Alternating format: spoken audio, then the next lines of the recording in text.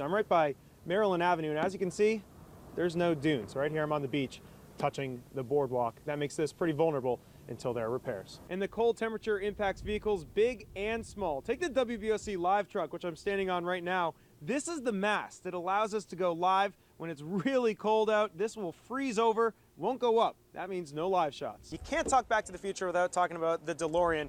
This one actually belongs to Midshore Bureau Chief Tyler Butler. Inside we've got the flux capacitor. Can't time travel without that. Also, we've got the hoverboard here. Did reach out to the Seaford police. They say at this point, no arrests, no suspects either. I asked them if they're going to be patrolling this building. They said they try, but it's difficult because they don't know when the suspects may return. Just by taking a look at these tiles, you could see that this building has a whole lot of history. That says 1873. This walkway used to lead to the top of the dune that would then lead down to the beach. As you can see now, it's been washed away into the sandbar. And obviously the organizers are pretty excited about it, but if you walk with me, I'll show you why some neighbors are concerned.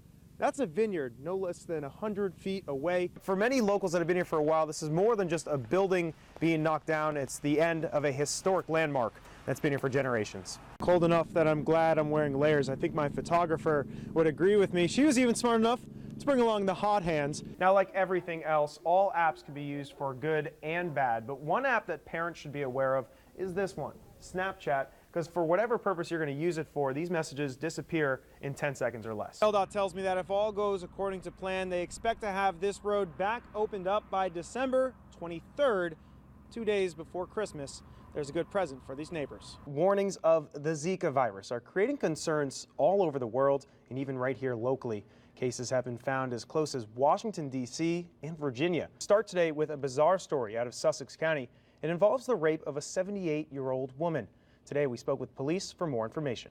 Coming up, Christmas by county in Maryland. How the state capitol is representing all Marylanders with Christmas trees decorated by local garden clubs. That's next on the WBOC News at 11. But first, the people, the places, our history. WBOC is proud to serve all of Delmarva. Here's Captain Willie Dykes. I really appreciate you joining us today to talk about some of the key issues. First off, we'll start there. What do you think are some of the key issues facing Congress right now? The most important issue is almost always jobs. I've done countless stories on developments coming in, neighbors voicing their opposition.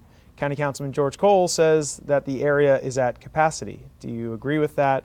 Is this growth a good thing? Every lawmaker has their priorities. Yeah. How do you form a budget and balance all those priorities? Well, you look at each agency, number one. Oh yeah, Paul, there's been quite a lot of water here, and that's because it's been a wet and windy night. Well, one way to illustrate that is just to show you. Take a look at how deep this water is that I'm standing in. Yeah, that's about a foot deep, and I'm not standing in a pond or a marsh. This is where people live. This is Mariner Cove. You could probably, maybe you could see some folks walking through here. They live here, and down by my feet there's all this debris that has gathered. What's most concerning for these folks is that high tide has come and gone. They're worried that with the next one things will be even higher, which has them on edge. It's scary. It is very serious. We're joining Renee Ford at Mariners Cove in Long Neck.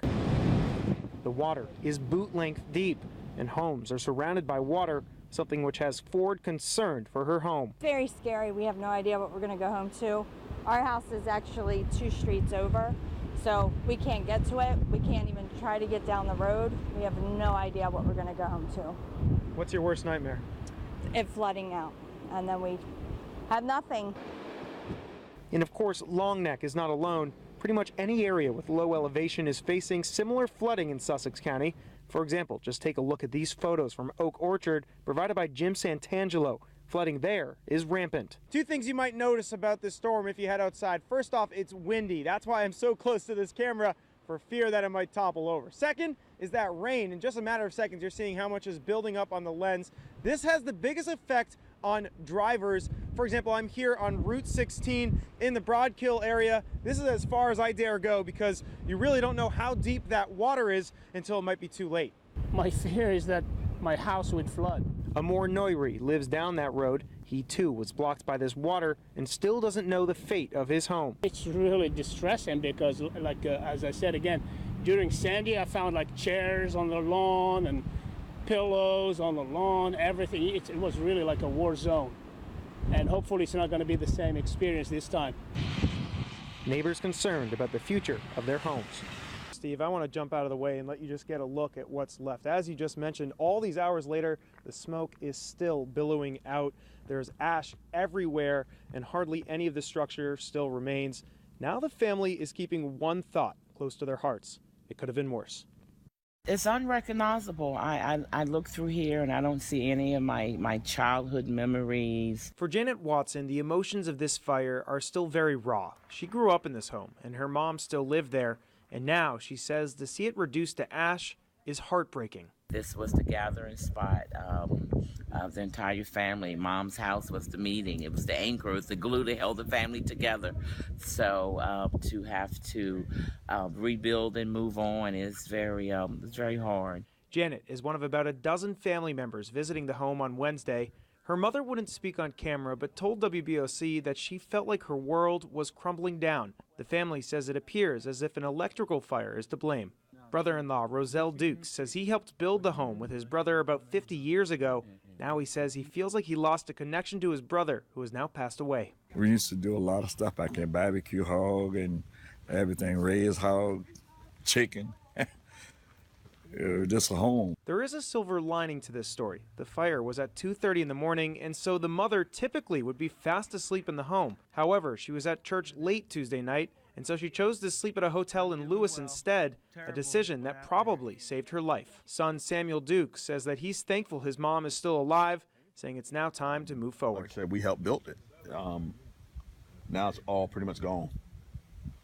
So we have to do it again. As for the holidays, In 2 weeks, we will be having the holidays, but we will not be having the holidays here. So trying to find a substitute for Mom's house is going to be difficult because there's no place like home. There's no place like Mom's. definitely a very emotional loss for the family there in Ellendale. We did reach out to the fire marshal's office. At this point, no announcement of the cause of the fire. Expected damage is about $50,000. Reporting here in Sussex County, I'm Evan Koslof, WBOC News in Ellendale. The year was 1987. Brian had just been kicked out of his own home, and so Brockway, just 18 years old at the time, asked his mom if they could take him in, and so they did, something which led to his death. His smile, he had this smile that just kind of took it in. Excuse me.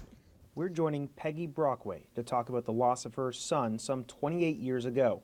It all started when the family welcomed this man, Ransford Bryan, into their home when he was kicked out of his own.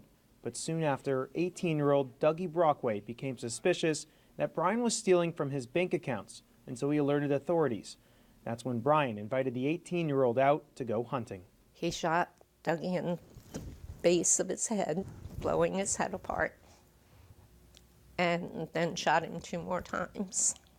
He was dead the first time, but he shot him 2 more times. Now, all these years later, Peggy Brockway is left with nothing but photos and memories of her beloved child. And on Tuesday, she had an especially painful day. That's because for the 6th time, Bryan was up for parole. At the hearing in Smyrna, Brockway pled to keep him behind bars. My son's gone. He's not coming back. Keeping Randy in jail is not going to bring my son back. But keeping him there will prevent it from happening to somebody else. At the hearing, Brockway presented a petition, just as she has every other time. On it were more than 1,000 signatures calling for Bryan to stay in prison. He's a danger to anybody.